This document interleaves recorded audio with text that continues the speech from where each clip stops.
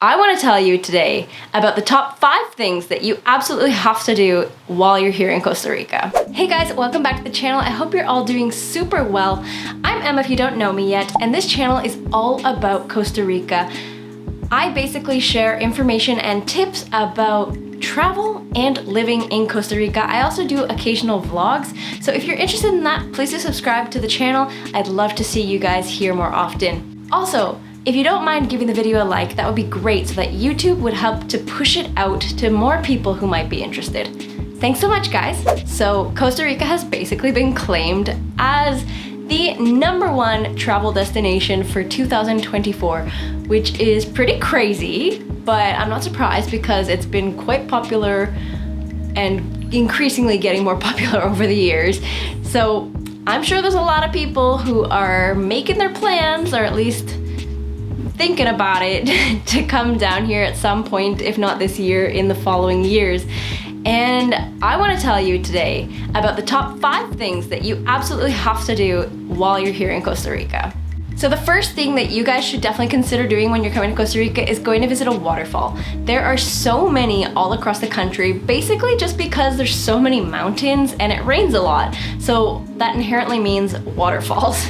And I honestly, it's such a magical experience. I remember when I went to Nauyaca for the first time with like all my girlfriends, and you know, it's just such a magical place. Like, it's a pretty quick hike to get down to the waterfall. There's 2 different entrances. So depending on which one you go to, there's like one with a different hiking option, another, like there's a bunch of options basically. Just pick one and just get to the waterfall and you will not regret. But just go early morning because there's gonna be less people. But now that I'm saying it, you're probably all just like gonna show up at 7 a.m. Yeah, good luck with that. But it's a very popular place, but there's a reason for it. It's absolutely gorgeous. And another waterfall that I love is the Ovito waterfall. It's perfect for swimming. It has a huge swimming pool and it even has a slide. Like, I'm such a wuss, like I'm not gonna go down that slide, but yeah, definitely do it. Even there's tours all about waterfalls that you can go on if you don't want to go by your own terms. And that would be with Paddle 9 here in Manuel Antonio, because they're like the #1 tour company, waterfall tour company.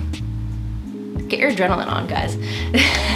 All right, so the second thing that you guys absolutely have to do while you're here in Costa Rica is get to a national park to make sure you can see like lots of wildlife and stuff like that, because you know, most national parks will have a hike to it, and you know, nothing too intense. They make it fairly accessible nowadays, and you're gonna see all kinds of things. Like in the Manuel Antonio National Park, you're gonna get a lot of white-faced monkeys. You might see the howler monkeys, which they're actually pretty much everywhere anyways. The squirrel monkeys, which are like little brown ones, they're so cute. You're gonna see some sloths. Well, fingers crossed you're gonna see the sloths. Go at the right time. Try to go early in the morning, because that's when the animals are out, because around midday it gets pretty hot. And you know, we don't like hot, so why would they, you know? But yeah. So Manuel Antonio is perfect for wildlife. Another national park that would be really awesome for wildlife would be Corcovado. And that's just a bit further south. That's in Osa, and that's like my dream. Like, I still haven't gone yet. I'm waiting for the day to be able to plan it and actually go, because I want to see dantas. Like, oh sorry, in English that's a tapir. And there's so many that you see on videos. You see like jaguars, different cats, all of these incredible animals that are not really so visible around the country. So like, yeah, and I'm pretty sure Osa is, or at least Corcovado is like the biodiversity capital, top place in Costa Rica, very possibly the world. Please correct me if I'm wrong. But yeah, it's like pure forest, and I gotta go one day. If you guys get the chance, definitely go. While you're here in Costa Rica, you also really have to go and see a volcano. There's about 5, I think there's a lot more actually, but those are like the main ones, and there's several. I love Poas, like it has such a huge crater, and the blue icy water with all of the sulfur mixed into it is so cool. It's a very epic feeling, because even around you, everything's kind of quiet, and it just has a different vibe to it, and you're so high up that you actually feel the effects of the altitude. It's really crazy. And yeah, I mean, you're in a country of volcanoes. You should definitely go and check them out. I remember we also went to Rincón de la Vieja, but we weren't able to actually get close to the volcano in any sort of way because the volcano was so active that it was not safe. The park was closed for the time being. So one day I'm going to have to go back and actually see, because there's like a hike you can do and everything. I think there's actually two or three different hikes that you can choose from, and one that actually goes all the way up. So I would love to do that. If you guys get the chance, do it. There's also Irazu, Turrialba. I can't name them all right now, but check them out. They're on the CNAC website where you can go into the national parks. Most of the primary volcanoes, or like the popular volcanoes, are gonna be considered as national parks, so you can pay and go and visit them that way. Go to visit a beach. I mean, if you're coming to Costa Rica to stay in San Jose, I'm sorry, you've done it wrong. I'm sorry. But yes, you need to go to a beach while you're here in Costa Rica. You've got the Atlantic, you've got the Pacific. The Pacific would have Guanacaste, the Central Pacific, which is like here, Capos, Manuel Antonio, Punta Arenas, and then you can go further south. You have to experience the beaches, because in Guanacaste, there's just so many. You literally just go beach hopping. And you know, it takes a little bit of time to get to each beach because you have to go out to the main road and then hop over to the next road and then go down that road for about half an hour, or you know, depending on the beach.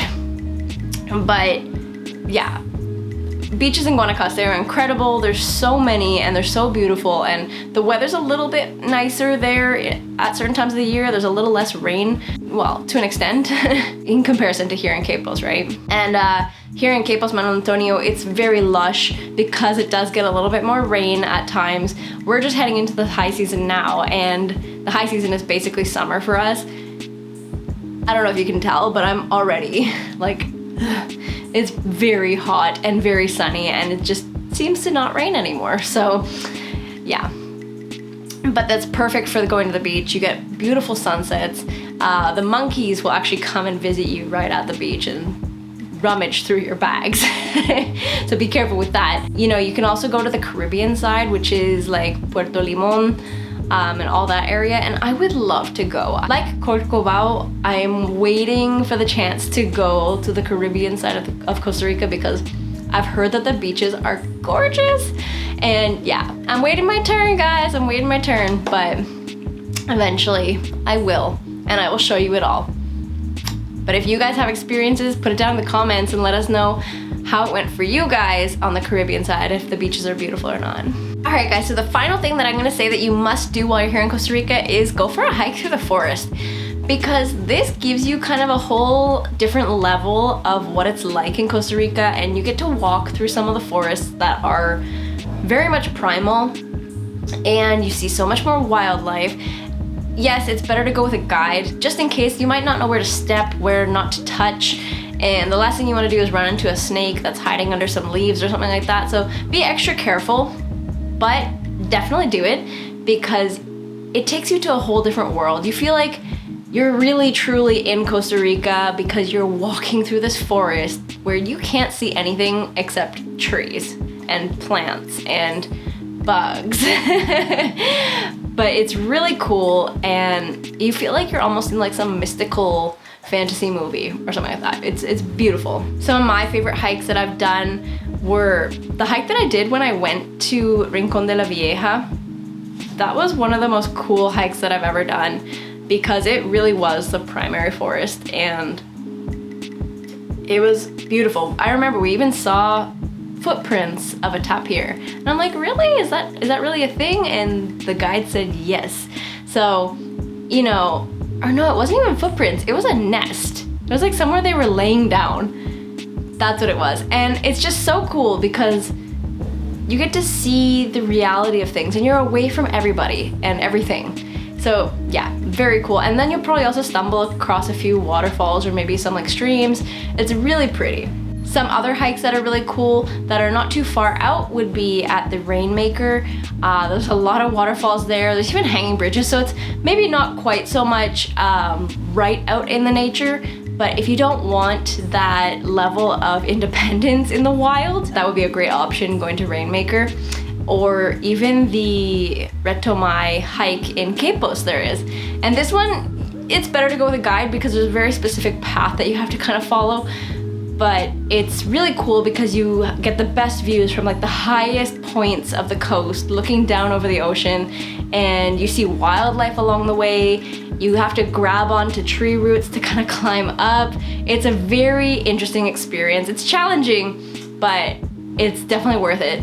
So yeah, guys, to wrap this up, go see a waterfall, get to a national park for wildlife, go see a volcano, go to a beach, and go on a hike through the rainforest. It's something that you will get the full experience of doing Costa Rica without overwhelming yourself, because you can kind of pick and choose what you want to do within those things, but those are the top 5 things that I recommend you guys doing during your time here in Costa Rica to get that full feeling of getting to know Costa Rica. All right, guys, well, that's pretty much it. Thank you so much for watching, and I will see you guys very soon. Give the video a like if you enjoyed it, and if you have any questions or comments, leave it down in the comment section below. All right, thanks, guys. Ciao.